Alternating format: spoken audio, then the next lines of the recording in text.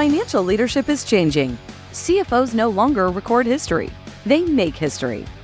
This podcast will help you become a better leader, strategic thinker, and digital visionary. Welcome to Secrets of Rockstar CFOs, the ultimate podcast for chief financial officers. Follow along as Jack McCullough engages in exciting chats with accomplished CFOs, learning how they overcame obstacles and positioned their companies for the future. Here's your host, Jack McCullough.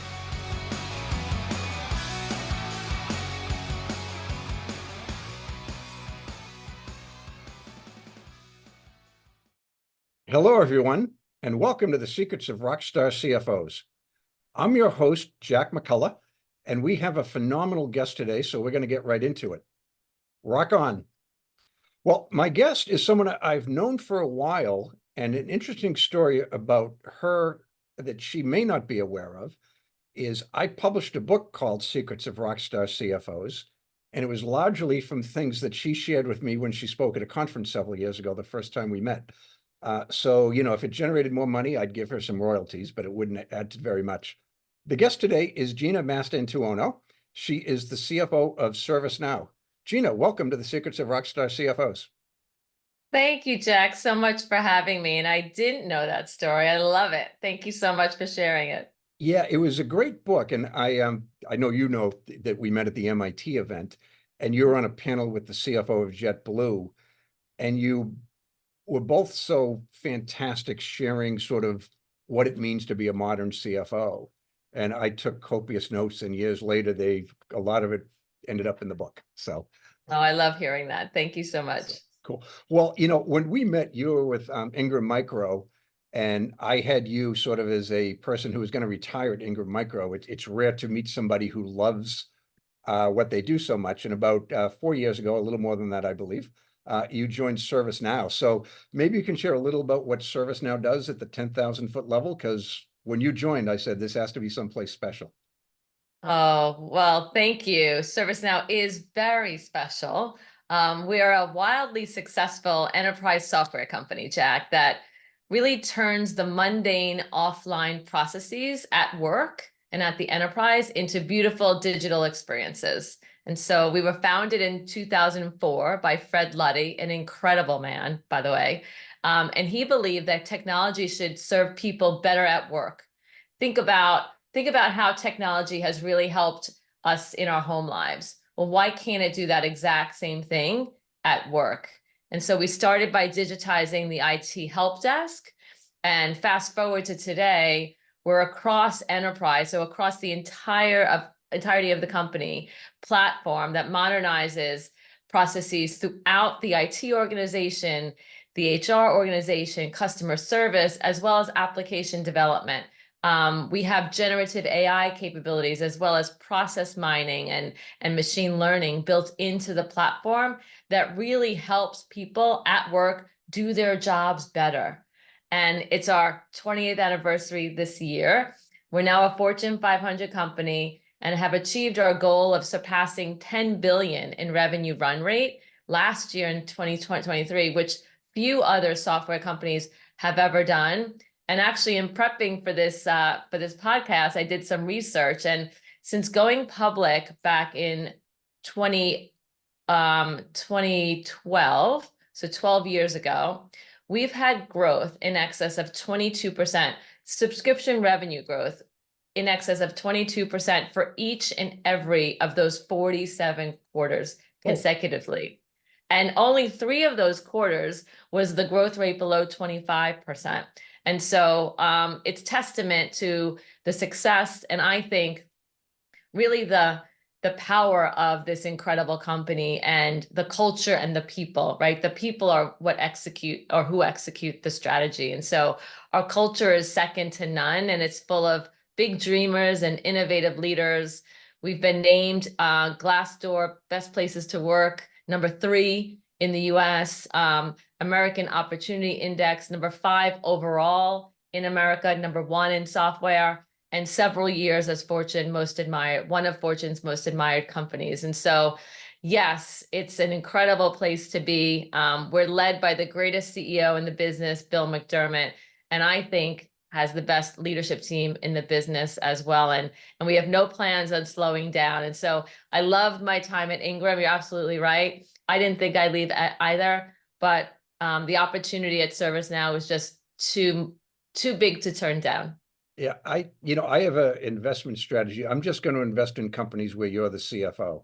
In fact, that might be a career strat. In my next life, I'm going to find out where you're working and just go there, because it seems like you certainly have the ability to pick some great companies. So I love it. I love it. Thank you. So cool. Well, I'd like to chat a little about the early years. And I believe, like me, you're an East Coaster in your childhood. Where did you grow up? I am. I'm a native New Yorker, Jack. And I grew up in Long Island, which is just outside the city, with my three brothers. Not thinking twice about being a CFO, because in all honesty, college wasn't necessarily even a given. And so I actually started working at the age of 12, babysitting and working as a hostess, and then a waitress at several different restaurants, and put myself through college. And I was the first in my family to do so. And I take that that responsibility pretty heavily. And really, I was focused on job security, right? I really just wanted to make sure I didn't have to rely on another human being to be able to take care of myself. And so I was really determined to put in the hard work and carve my own path. And so I studied accounting at the State University at New York at Albany. State University was my only option. And I chose Albany because it had an incredible business school. And I knew people always needed accountants, even in a recession. And so I went and became an accountant. And I came out and I worked at EY, as you said. But as time went on, I really pushed myself, and I took risks in my career, because, I never really saw CFOs who looked like me. And so I was really focused on getting as much experience as I could. And I also believe that having those lower expectations enabled me really to push myself harder, build my character, and lean into challenges even when they were super risky. And so I always say, take the risk. And I encourage people to lean in, take risks, and push themselves outside of their comfort zone with their career, because it's the hard road. It's those twists and turns where I think the magic happens and where growth really happens. And so that's a little bit about my background. No, and how that's I grew up. fantastic. But although I'm stuck on you were working at 12, but that was babysitting, right? You weren't waitressing at 12, I would hope not. Yeah. Babysitting at 12, babysitting at 12, and then hostessing and waitressing like when I was 15 and 16. Okay, yeah, it sounds like maybe we came from similar backgrounds. I had a cousin who was the first to graduate, but it was my generation that was the first in our family, and parents worked hard. Just, education wasn't, available to them. They were working class, but most of my sisters and cousins have done it. And like you, I picked accounting because I just kind of wanted a job. Same. I literally remember talking to a friend of mine before I had to choose my major. So at Albany, it had an incredible business school, but you got into the business school your junior and senior year, and you had to apply to get in. And so you had to have great grades, and you had to apply to get in.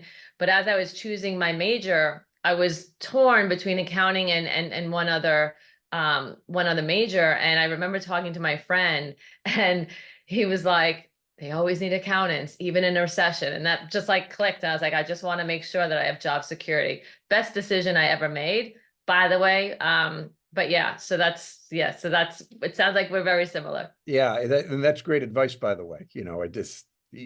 Accountants, something like 100% employment the last 2 decades. So not that you're an accountant at this point in your career, but not anymore. But as you think about the start of my career, while the path wasn't straight and narrow, and I zigged and zagged, really focused on learning every facet of finance and taking a lot of risks along the way, EY was where I started, right? I landed at the Big Four right out of college. I was there for about 6 years, and it was instrumental to my career growth. And I tell everyone, the education that you get at one of those Big Four, or even one of the bigger consulting firms, is life-changing, right? And that's where you really start to learn. College is really important, but when you're actually in the workplace is when you really start to learn about what's required and learn the tasks and learn and get that work ethic that's needed, I think, to be really successful. But yeah, Okay. that's interesting because I have a similar observation, Gina. I studied undergraduate. In undergraduate, I studied accounting as well, and great experience. But I learned more in my first 6 months working at what was then Pete Maurick and Mitchell than I did in 4 years of college. So it just the Of learning at a course, big of accounting firm is course. incredible. So Yeah, I couldn't agree more. yeah. So you left EY after about 6 years. And you Yep. worked for a few companies that were, pretty well-known companies, IAC and Revlon. And what were some of the things you picked up there that, prepared you for an eventual CFO type role? Yeah, it's interesting. So back then I tended to switch industries every 6 to 7 years. So I was in consumer products for a while at Triarch, and then IAC, so media and entertainment and internet, and then Revlon, again, cosmetics and consumer products again. For me, it was all about learning a new skill. And the great thing about finance is that for most part, it's transferable to different industries, right? And so you can continue to learn the craft of finance, but then you can learn it more broadly in different industries. And so, what I learned most, and it's interesting, the story from when I left IAC to go to Revlon, Revlon was $1 stock at the time and was going through this big revitalization. And I took a pretty big risk going there. And a lot of people said, I can't believe you did that at the time, but I had met the new young CFO at the time. And I'd gone in for an assistant controller job, but I didn't want that job. I had the assistant controller job and I wasn't going to even take the meeting. But the recruiter really pushed me and said, no, go meet this young CFO. He's got a different perspective. They're going through big changes. Just take the meeting, Gina, trust me. And so I did. And I walked out of that interview with a job offer for their international CFO role. Wow. And so I had come from all domestic based companies. I had no experience internationally, and I had only really done accounting up until then. And so he took a huge risk on me. I took a risk on the company. And it turned out phenomenal because I learned so much. It broadened my perspective pretty remarkably. So from my perspective, taking risks and putting yourself outside your comfort zone, I could have said no to that opportunity as well. I've never done this. Oh my goodness. But I was confident enough in my abilities to go for it. And, he is still one of my greatest mentors. After about 7 years at Revlon, I then took another risk when I left Revlon to go to Ingram. And I moved my whole family. My kids were 2 and 5 at the time, so little. And my husband, who was working in the city, he gave up his job and we took this big risk going to Ingram, which was on the West Coast. We had no family here. And Revlon, while an incredible company, was about $2 billion in revenue, and Ingram was about $42 billion in revenue. So the scale and the breadth was very different. But again, put myself out there, pushed myself past my comfort zone, and I learned a lot. And it brought me to where I am today at ServiceNow, which I say all the time is my dream job, because I get to dream big and have a platform to show the next generation of women that they too can be CFOs, because I never thought about it when I was coming out of school, because I never saw women at the top of finance. And so it's really important for me to really use that platform to show women that they can do anything that they want to do and they can be anything that they want to be. And so I would say my time at Revlon, Ingram, IAC, it's all about risk and global experience. All the zigs and the zags brought in my skill set across finance and were critical to my growth and getting here. So don't say no to that call. Don't say no to that meeting. And trust yourself to take those risks. Yeah, absolutely. Someone told me it's a sales thing, right? The answer is always no if you don't try, right? So yeah, That's right. So That's why right. not give it a shot? But it's I interesting. love that. You seem to have anticipated a couple of my questions, which is fine. But you mentioned someone at Revlon being one of the most important mentors. And, that's one thing I've learned, that almost without exception, people who have excelled in their career had important mentors along the way.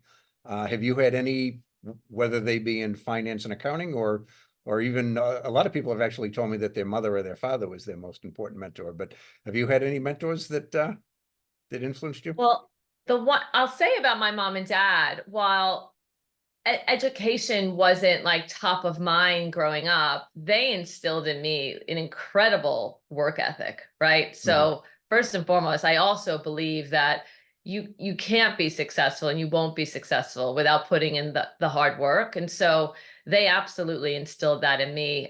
With respect to mentors, I credit a lot of my success to the people who supported me and guided me along the way. That CFO at Revlon, he took a chance on me, was an incredible mentor. He later became the CEO of Revlon, right? So also, as you think about the ability to go from finance more broadly, he's been an incredible mentor to me. I still talk to him often and always before I take a new role. And he's someone who's a great friend. And then what I'd say is I've also had the opportunity to pay it forward, which I think is really important. I have an example of a senior director when I was at Ingram, who just knocked on the door and said, I see you doing such a great job. Would you mind having a coffee with me? And let me ask you a few questions. And it developed into this beautiful kind of friendship. She left Ingram after I did to go to another company, but then I actually hired her at ServiceNow as a VP, and she's now my senior vice president of global services. Wow, how And about so, I think it's really important to think about mentors and not just wait for formal mentorship programs, which we have at ServiceNow, but I often say no one is going to care more about your career than you. And so you've got to take it under your guise to kind of find those mentors. And, not necessarily knock on their door and say, hi, will you be my mentor? But, talk to them at the coffee, at the water cooler, or getting a coffee, and just ask them to pick their brain. Usually they'll say yes. And I think that, you don't always have to wait for an invitation. A lot of it can be organic. And I think it's really important that as women leaders, we pay it forward to that next generation for sure. Absolutely. And that's great that you have that type of relationship. And for me, like, one of the most rewarding things that happens time to time is people come up and thank me and tell me what a great mentor I've been to them. And Isn't that nice? Isn't I that nice? didn't really think of myself that way. It was just kind of like, we meet pretty often. And I do have people that I am actively mentoring. In fact, the big one I have right now, I have a reverse mentorship. I have a Gen Z mentor. She mentors me on the mindset of the next generation. And if you don't know, they're going to be ruling the world pretty quickly. And They then, are. I love that. Reverse mentorship is really important. I do it all the time, especially from a technology perspective. I'm like, I just ask how they're thinking. It's fantastic. So it can be two ways. I love that, Jack. yeah, it's, I would say I've gotten more from the mentorship than she has. So, but I do think I brought some value to her. So I bet you she wouldn't say that. perhaps, but she's more humble than I am. So cool. But anyway, I wanted to chat about ServiceNow. And, I mentioned, I was a little floored when you left Ingram. I didn't literally think that you'd retire there. But, I know you loved it there. So tell a little about, what motivated you to join ServiceNow when you had the interesting timing of joining right before the breakout of COVID, if memory serves. So, but That's right. you have an interesting story about what drove you to join ServiceNow. Yeah, I loved Ingram Micro. I still love Ingram Micro. I said, like, a lot of my peers there are still great friends that we vacation together. We enjoy each other's company. And so I could have very easily stayed the rest of my career there. But what happened was that the opportunity for ServiceNow was presented, and there was a few things. So number one, and I talked about it before, the opportunity to have a larger platform where younger women and girls could see, more women at the top, more women in the C-suite was really important to me.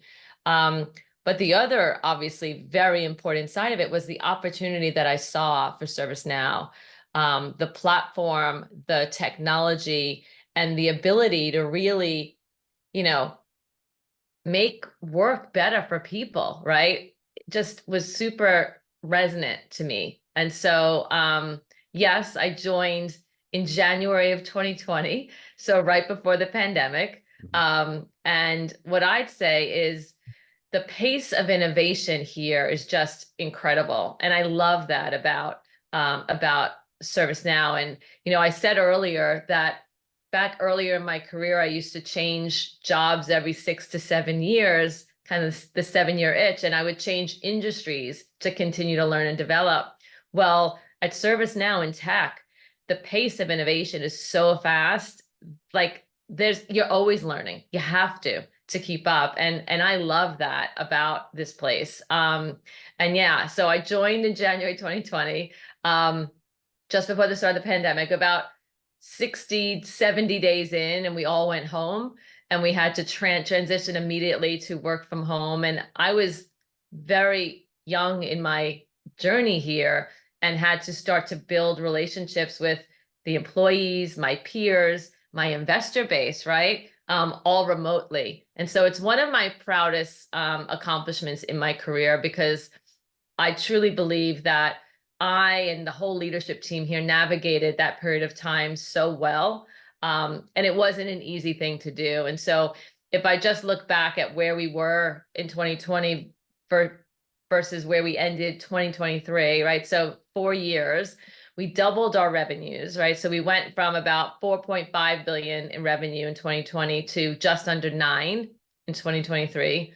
We more than doubled our employee base. So we went from about 10,000 employees to 23,000 employees, and our market cap tripled in that time. So Wow. from just under 50 billion to just under 160 now. And so we're really only one of a handful of enterprise software companies that have achieved this scale. And it's been fast. So the growth and the pace of innovation is pretty remarkable. So that opportunity was it was too big to turn down, even as happy as I was at Ingram. And the one thing that hasn't changed here in the 4 years is the customer obsession, right? Part of ServiceNow, we're built on such a huge amount of customer centricity, and that customer obsession, the speed of innovation, and our commitment to our people has not changed, and it continues to grow. And so I think it enables us to preserve that innovation engine that we have and really retain top talent. And so I say often, Jack, that I'm in my dream job. I don't remember I said those words at Ingram, but I absolutely am saying it here. And yeah, I couldn't be happier. The company is just such an incredible place to work. Yeah. Yeah. At Ingram, I remember you used the phrase, the biggest company that no one's ever heard of. And I remember about 100 people crowded you after the panel discussion and wanted to give you their resumes, I think. So, but no, that's Well, great. listen, I I think talent brand is important, right? Talent Mhm. brand's important. It's one of the reasons why I do podcasts a lot like this. I want people to know about ServiceNow, know how incredible this company is. Interesting. So, and I wanted to chat a little bit about, you mentioned earlier the ludicrous growth, which, for one quarter is not that high, but what did you say? It was like 23% at least every single quarter since 2012, something like that? At least 22% for 47 quarters consecutively since we went public, and there were only 3 quarters when it was below 25%.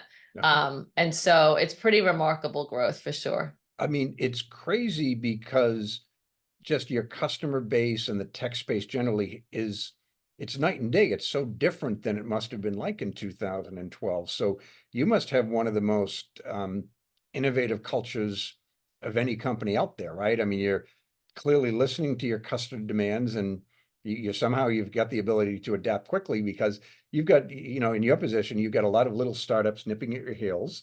And, over time, typically some of the lead engineers go and start their own businesses. And so you've got a lot of competitors, and yet you've managed to do it consistently now for over a decade. It's remarkable. So Yeah, I think there's a few reasons for that, right? So the innovation flywheel here is pretty remarkable. So I talked about starting in the IT help desk, right? But I think what has really helped us be successful is where we've kind of continued to innovate and where we've brought in the portfolio and the platform has all been around where customers were asking us to go, right? Customers saw the value of the platform. They're like, oh, if we can do this incredibly in the IT help desk, we can do it here and we can do it there. And can you help us get there? And can you help us build? And so it's that innovation flywheel, but also that focus on the customer, that I think those two together have been a real part of that success. yeah, no, that's fantastic. So you mentioned COVID. Forgive me, we can cut that part out.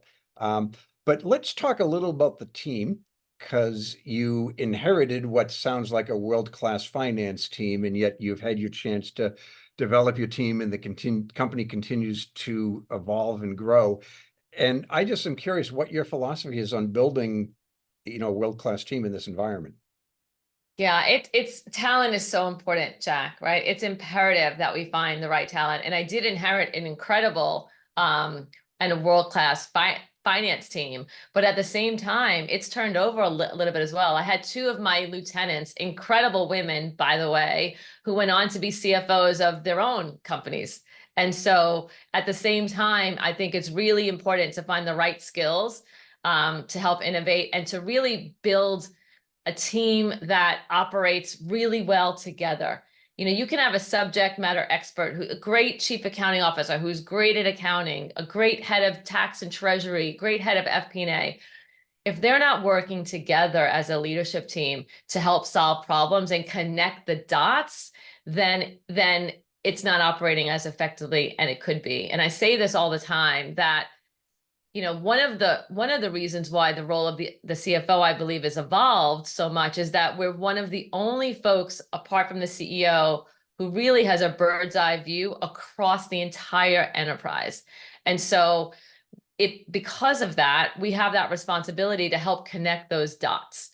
And so talent is so important to be able to do that. You can't just be a subject matter expert in your one area. You've really got to, as you raise in the ranks, you really got to be able to connect those dots, lean into technology, right? Technology is at the forefront of business strategy. And so you really need tech savvy finance talent as well. And so what I've been doing is not only building what I think is a great individual team, but how do they work really more broadly across the enterprise together to really align behind a vision and a purpose of what I want for finance. And for me, it's about empowering the business to dream big and be the first call. I want finance to be the first call from the business to solve problems, to connect the dots, and to really help drive the strategy for the company, while at the same time ensuring that they're all living their best lives and having their best careers. And so, what that means for me is looking not just what we need today, but what do we need in 2, 5, and 10 years? What does that talent need to be? How do we assess skills and give training to ensure that we are really always continuing to get better and better? And so being really deliberate with my actions and understanding what it needs to collaborate as a team. But the team is so very important. Yeah, absolutely. And it's interesting you mentioned the bird's eye view of the thing. And it wasn't that long ago, within the course of my career for sure, that a lot of CFOs got their jobs, largely because they were the best accountant in the company. And, actually in the opening line to this podcast, I say CFOs no longer record history, they make history. And I think there's a lot of truth to that. Certainly, within your role, you certainly are doing that, right? So I think that's exactly, and I think the best CFOs, they can absolutely be accountants. They can't only be accountants, right? They need to really help drive growth and strategy and think much more broadly. And I think the best CFOs today are all doing that. Yeah, and every great CFO that I've met, and I've been fortunate to have met several, they'll tell you that they have a great controller or whatever the title their second in command is, and someone who can make the trains run on time. But they also invest in developing those people. Like one of my friends, she lives locally in Boston, and in Boston, a lot of venture-backed companies. So, I think she's been like a CFO 10 times probably in her career. And she told me a couple of years ago, she said 14 controllers work for her, and 11 of them are CFOs today. And I'm not surprised. I'm yeah, not surprised because the skill set is so important and so required, but the development outside of just accounting is as important there. And so I think you're continuing to see a lot of accountants become the CFO, but you're also seeing CFOs come from different areas as well. And so there's not only one road, is what I tell all my finance staff. There's multiple ways, but the breadth of experience and not being siloed in one place, I think, is the best advice that I can give. Again, push yourself outside the comfort zone to try new areas and to get exposure and experience as broadly as possible. Yeah, no, that's great advice. And I want to ask you a little bit about your relationship with your CEO, Bill McDermott. And there was a study, well, it's probably 5 years ago now, but it was by the consulting firm Accenture. And they determined that the CEO CFO partnership is the most important relationship across the C-suite. And I know from your social media posts, which I hope everybody who's listening will start to follow because they're fantastic. But I know you two have just a phenomenal amount of mutual respect, and it's a true partnership. It's not just a buzzword with you guys. That's 100%. And broadly, I couldn't agree more. I think the CEO, CFO relationship and alliance is so important. And it has to be built on trust, right? And that's certainly true for Bill and me. Our working relationship is so important, and there is inherent trust both ways, right? So Bill actually joined ServiceNow November 2019, and he'll tell you, and it's true, that his first job as CEO was to hire me as CFO. They literally announced him on the earnings, and then he got on a call with me to kind of talk through and start the interview process. And so Bill often talks about the fact that trust is earned in drops, but lost in buckets. And I couldn't agree more. And so that trust is really, really important. And the great thing about us, I think we complement each other so very well. His customer first lens is absolutely unwavering. And he instills that in the entirety of the leadership team. And he pushes us to up level every single day, to meet with customers, to get in front of employees. And I'm an introvert by nature that pushes herself to be an extrovert, to be a better CFO. So being front and center doesn't always come natural to me, but taking risks did and still does. And so Bill pushes us outside that comfort zone to get in front of customers, to get on stage, big scale events like our big knowledge event, which is 10,000 people customer event, right? And so it's putting yourself outside the comfort zone.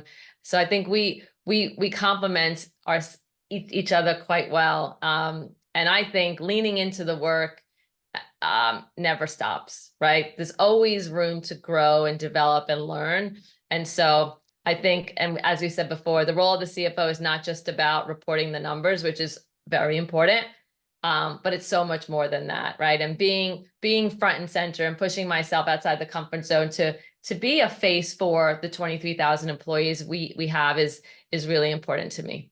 It's interesting that you are an introvert, because you hide it quite well. I've seen you on stage. It's work. It's work though, Jack. It's work. It like true extroverts, this comes easy, and then they can go and do 10 more of these and have no problem. For me, it's work, and it's a little draining after it. So but practice makes perfect. Doing it more, you get more comfortable, so it gets less draining. So yeah, it's not natural, but I've been doing a lot of it just to make myself better at it. Yeah, it's interesting because I was an introvert and I pretended to be an extrovert. Just, my professional responsibilities required somewhat of and then it was almost like an actor that plays a role and then becomes the character over time. And that's kind of what happened to me, because I'm certainly an extrovert now. So yeah, I'm much more of an extrovert now. What's really important, I think, also is to just be authentic and be yourself. right? And so I tell my story. I tell people where I come from. I tell people why I came to ServiceNow. I'm just open and transparent, and I try to be authentic. And I think that rings true, even if I have to push myself a little harder. But you're right. I'm definitely much more of an extrovert today than ever before. Yeah, it's fantastic. And I wanted to chat with you a little about social media, because I mentioned that, and we'll give Gina's LinkedIn profile in the text version of this. But I don't know a CFO who's more active on social media than you. And it's not just the same old stuff either. It's really interesting stuff. But how'd you get into being so active on social media? And maybe the real question is, why'd you get into being so active on social media? Well, thank you for noticing. Actually, the CFO of LinkedIn said the same thing. He's like, you're one of the most active CFOs on here, and obviously they love it. But it's really become the platform of choice for me to share who I am as a person beyond just being a CFO at ServiceNow. But a couple of things. I think it allows me to show people how strong our culture is here. I talked a bit about talent brand before. It's really important. We are so focused on culture and talent at ServiceNow, and we call it our people pact, right? And it's about our company's commitment to doing our best work, living our best lives, and fulfilling our purpose together. And so for me, being active on LinkedIn enables me to represent that more broadly. I get to share my point of view on how the role of CFO has changed. I get to connect with my peers. And really highlight what's important for me. I talked a bit earlier about having a platform where the next generation of women really can see a female CFO at a high tech, big cap company. But at the same time, showing that I'm not just a CFO. I have a family, I have kids. And for me, it's about empowering that next generation of women. And so actually, we just did a LinkedIn takeover of my account throughout March to recognize International Women's Month, and really give women and allies at ServiceNow a platform to elevate their voices. And so it's been really excited. Every step of the way, it reminds me to stay hungry and humble, to be the CFO that I never had the opportunity to see when I was coming up. I don't take that for granted. You can't be what you can't see, and I think that's one of the reasons why I try to do as much as I do. It's interesting because I predicted publicly that in 10 years, and I predicted a year ago, so I suppose 9 years now, women would be a slight statistical majority amongst CFOs. And I'm seeing it in our own group. It's like 58% men, 42% women. But if we were to do the ones that are, less than 20 years experience, it's slightly female majority. And I'm just seeing a demographic trend. More women are entering the profession, more women are staying in the profession, and they're embracing the leadership roles. And then there's also like a lot of the skills that people are looking for in CFOs.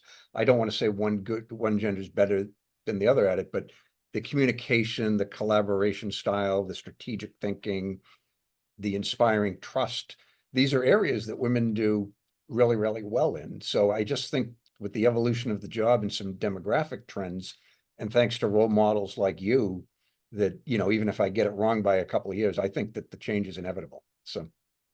Oh, I love that from your lips. And I love hearing that your base is skewing so much more to women, because the last numbers I saw for Fortune 500 CFOs was only 16%, highest ever, which is great, but not where we want it to be. And so I love that the next generation is definitely seeing themselves here and knowing that they can do anything that they want to. It's pretty incredible. I'm not one of those people. I would never say it has to be 50%, and I don't sense it doesn't have to be 50, but 16 is quite low given the population. I mean, I remember, I entered the workforce in 1986, and they were like zero partners at Pete, Marwick and Mitchell and whatnot. And it was let's make it a point. Let's get more female partners. Let's get more female executives. And 36 years later, we're at 16%. I think public accounting firms have done pretty well. Public accounting firms have done much better. Yeah, for sure. But yeah, it's like, how is it 36 years later that we're still only at 16% above the big companies? And We'll get there. We'll yeah. get there, Jack. I'm optimistic. Yeah. The beautiful thing is, because of the 10-year window and my age, I'll be long since retired before that proves to be correct or incorrect. So I'm not going to be accountable for a crazy prediction if it ends up that way. So, I but like the prediction though, for sure. yeah, I do think it's justified. So I think that the two things, but I want to share with you a little bit, since, since you've been in the profession, the nature of financial leadership itself has changed. And where do you see it going in the future, particularly with, Gen AI is the biggest game changer, since the internet, and maybe even more so. But what do you see as the future of financial leadership? Yeah, well, I think so. There's two questions there. I think Gen AI is 100% going to be a game changer, right? At the end of the day, I think it's a once in a generational shift in how technology is going to work in the enterprise as well as home. I'm focused on the enterprise, obviously. But for ServiceNow, Gen AI is already adding to our top line growth. So we've been investing in AI for years and years. Our first AI products launched in 2018.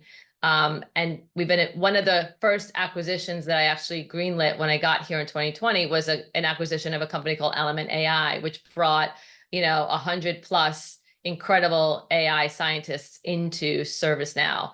And so that enabled us, I think, to have a real first mover advantage when it comes to Gen AI in our platform. And so we actually launched Gen AI across our platform on September 30th of 2023. And so one day left in Q3, and we actually sold a couple of multi-million-dollar deals in that one day. And so then Q4 happens, and Now Assist, which is our generative AI experience, became the fastest selling new product in our history.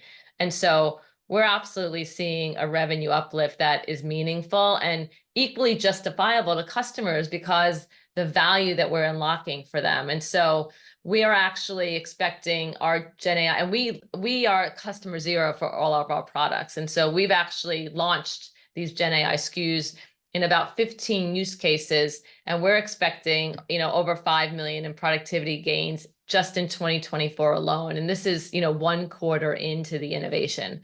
And so I think that you're going to see a real difference across the enterprise as well as within finance. And so I talked earlier about the skills required for finance, and technology is going to be a big part of it. It's no longer just the debits and credits, right? Mm-hmm. But how can we utilize technology to really make work better for our employee base, to drive better productivity, but more importantly for me is how do you drive better insights so that we're able to help the business make better decisions each and every day.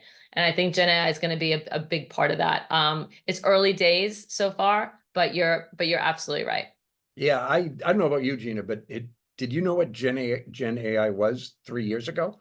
I did not, and I'm usually pretty current about that sort of stuff. So I knew AI, I knew machine learning, right? I knew predictive. Yeah. Right. I knew what predictive AI was. I had no idea about generative AI. And so, I think the pace of evolution here, I think, is going to be faster than anything that we've ever seen, but it's not gonna change our worlds in 6 months, but it will be faster than I think we've seen in many other technology innovations. Yeah, absolutely. So I want to chat a little about you.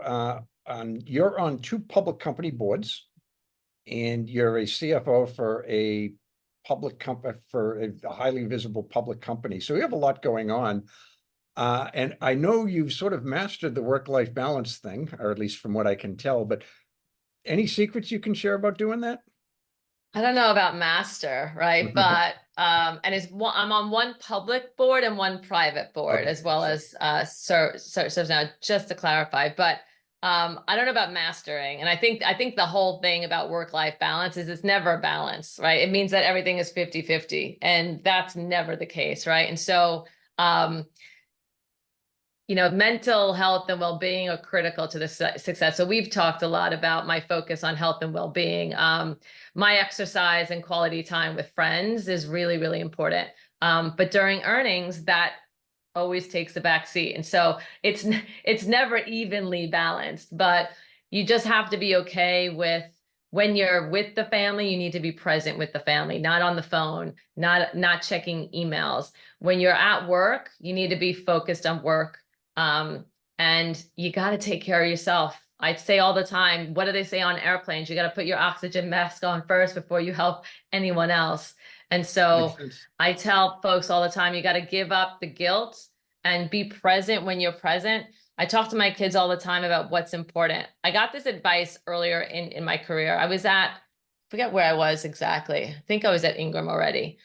My kids are still little though. And I spoke to this woman whose kids were older at the time. She's like, ask your kids what's important to them, right? Half the things that you're having guilt about not being at, they don't care about. And I was like, that's a great idea. Oh my gosh, who thought about that? So I was all stressed out about not making soccer practice. They're like, I don't care if you're at soccer practice, but the soccer game on Saturday, Mark, could you be there? And so I make it a point to be there without my phone. And so I just think it's always important to give yourself a little bit of slack and know you're never going to be perfect. And there's going to be times when you're not 100% with the family and not 100% at work, and you got to be okay with that. The other thing that I do is I check in with myself periodically about the way I'm living and the choices I'm making. I always go back every year. I revisit my internal kind of purpose and goals, and make sure that my decisions reflect what I said I wanted to do and be. I have a good example. I was invited to go to the Grammys. And it was a women CFO event. They were getting a bunch of women CFO together to go to the Grammys. And I had a board meeting on the Monday morning at 8 a.m. And so I was like, so many reasons why I should say no. But I was like, no, I'm going to say yes. Oh, by the way, it was my husband's birthday as well, and he wasn't invited. But I was intentional, right, about saying yes to spending time with my girlfriend who came with me. As well as these incredible women CFOs, some of who I knew, but many of whom I hadn't met before.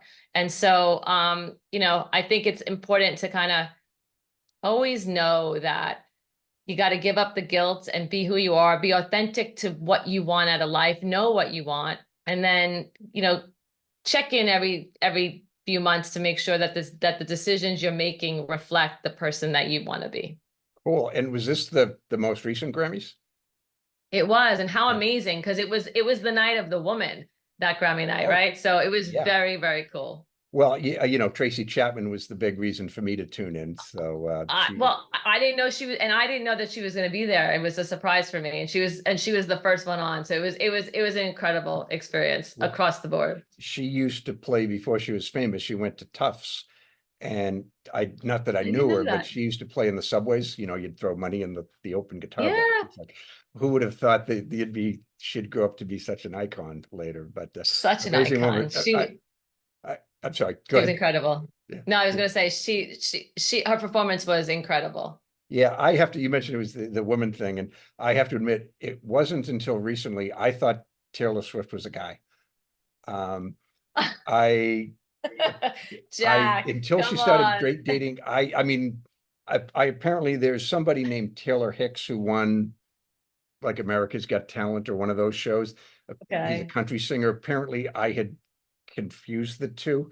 And when I heard Kelsey, Jack. I'm like, what do you mean he's dating her? And then what's funny is I'd actually seen her on Saturday Night Live, and she's a fantastic talent, obviously. I wasn't curious enough to figure out who it was.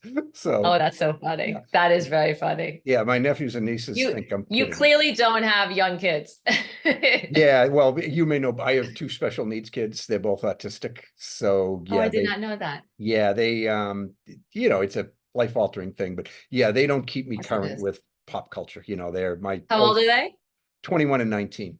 And they still watch like Barney and Sesame Street and stuff like that. That's just the way it is. So, but yeah, I've never I appreciate her talent. I would just not without knowing who she was. But you know who she was. Oh wow. Okay. That's interesting. Yeah, she's huge. I mean, the biggest solo artists ever, Elvis, Michael Jackson, and probably her, right? So she is I have my niece from New York is coming to visit. My brother is coming with his family on Friday for Easter. And my niece is all excited because she really wants to see the Taylor Swift movie, and she's waiting to come watch it with Auntie Gina. So Oh, nice. that's So on the agenda for this weekend. cool. Well, good for you. Have fun with that. So, oh, Gina, Thank this you. has been fantastic. And I want to close. And you sort of touched upon a lot of themes, but any advice you can give to the next generation of CFOs? It's take risks, right? Push yourself out of your comfort zone. That's where the growth happens, and that's where the magic is. Own your craft, make sure you're the subject matter expert, but then broaden it and learn all disciplines of finance if you have the opportunity. And if you don't have the opportunity and you want it, go after it, push. And then don't expect things to come from you, right? Raise your hand for projects. Let people know what you want to do. Let people know that you're interested in something else. I have the story. Actually, I just did for International Women's Day. I have a board member, Anita Sands, and I did a something like this for our finance team. And she was telling a story of being a board member on a board where the CFO was talking about succession. And she brought up the name of one of his direct reports. And he's like, oh no, she doesn't want to be a CFO. She doesn't want to take on anymore. She's got young kids. She's really not interested. And she's like, really? Maybe you want to ask her. And went back and asked her. And obviously she absolutely wanted to be a CFO and wanted to take on new things. So don't just assume that people know what you're interested in. Make sure that you're letting them know, because that's, as I said earlier, no one cares more about your career than you. And then the last thing I would say is speak your truth and be authentic. Growing up in finance, I always thought I had to be so buttoned up and perfect, I was so cautious about my words, so cautious about how I came across. But then I grew up and realized it was just too darn hard to do that and everything else. And so, if you watched this year's Oscars, Da'Vine Joy Randolph's acceptance speech, she said something like, for so long, I've always wanted to be different than who I am. And now I realize I just need to be myself, right? And so Yeah, that was very I think powerful. authenticity and transparency and being you are so important. And finding those companies where you can be that authentic self, that's when you find your dream job. So, well, that's great advice. Gina, this has been wonderful. It's such a thrill for me to have you as our guest, because I know you've got a lot going on in your life. So thanks for coming. And if you want to have the final word, I'd love to give it to you. Well, thank you, Jack, so much. I love what you do to kind of help the next generation of finance folks kind of be their best selves and be there and have their best career. So thank you for all that you do. And thanks for having me. Thank you for listening to this episode. To continue your exploration of this role that focuses on strategy, leadership, finance, and technology, listen to more episodes of the show at rockstarcfos.com. Join this revolution, episode by episode. Push yourself to achieve great things and unlock the best opportunities available to you. CFOs are creating a legacy, and it's time for you to leave your own unique imprint on the world today. That's all for now. See you on the next one.